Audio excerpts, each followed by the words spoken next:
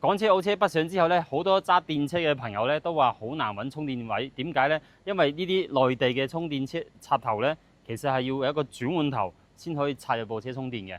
特別係呢啲快充啦嚇。但係轉換頭咧，你上網 search 下，最平都要3000幾蚊一個，係啦。而且你唔係經常用，又好似3000幾買個充電口唔抵喎，因為3000幾可以充好多電㗎啦。咁依家珠海呢邊咧就多咗好多歐標充電站啦。歐標充電站咧就係有2個頭嘅，咁就係可以直接插入部車度，就可以直接幫你嘅港澳電車叉電啦。好，我哋而家去睇下先。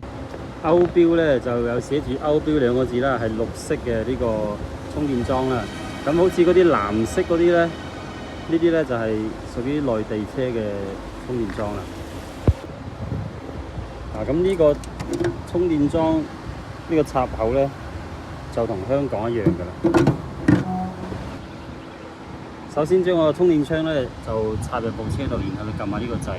咁我哋一般就揀掃曲啦，掃呢個曲或者係呢一個曲都 OK 嘅。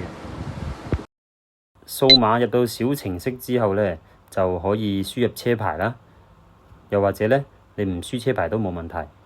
然後咧就可以點呢個預付費用，開始充電啦。基本上只要你手機有 WeChat，咁你識掃碼，就可以用到我哋呢邊珠海嘅歐標充電樁啦。其實中山、珠海依家都比較多㗎啦。咁基本上咧，個電費都唔貴。你預佢一度電大約咧就1蚊左右啦。係啦，咁如果想要詳細嘅歐標充電樁嘅定位咧，可以私信我，評論區寫充電樁3個字，咁我就會 send 具體嘅定位俾你啦。